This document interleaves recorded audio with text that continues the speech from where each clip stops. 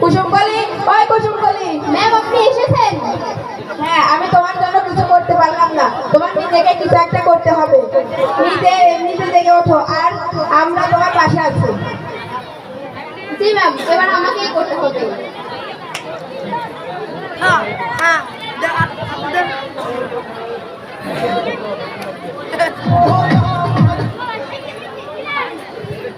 ও, আপনারা চলে আসছেন? তোমাকে নতুন পক্ষ চলে আসছে।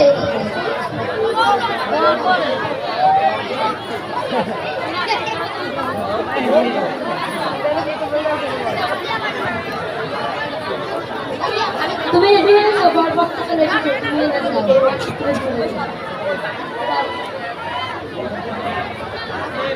কাজী সাহেব তো এখনো আসেনি, কোনো পাইনি। কই কাজী সাহেবকে তো দেখতে পাচ্ছি না।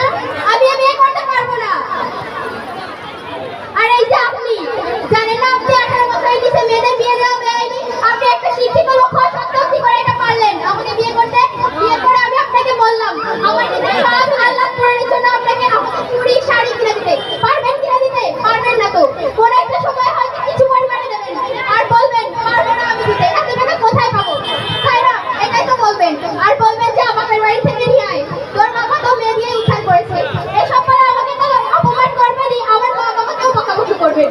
কেন? আমি যদি নিজের পায়ে দাঁড়াতে পারি তাহলে আমাকে কেন আপনার উপর আমার সকালত করে নির্ভরশীল হতে হবে? কেন আপনার উপর নির্ভরশীল হতে হবে? আর আমার মা বাবা যে আমার বিয়ে ঠিক করেছে, কখনো একবার আমার কাছ থেকে পরামর্শ নেওয়ার মতামত পেতে চাইনি যে আমি এই বিয়েতে রাজি আছি নাকি রাজি নেই। মামা, তুই ঠিকই বলছিস। এবার আমরা আমাদের ভুলটা বুঝতে পারিছি যে এরপর এখন আমরা তোর কাছ থেকে একবার মতামত নিয়ে যে তুই বিয়েতে রাজি আছিস না। আমাদের সবাইকে ক্ষমা করে দিস না। কুসুমকলি, তুমি আজকে প্রমাণ করে দিলে যে যদি তোর ডাক্তারে কেউ না আসে তবে একা চলো রে।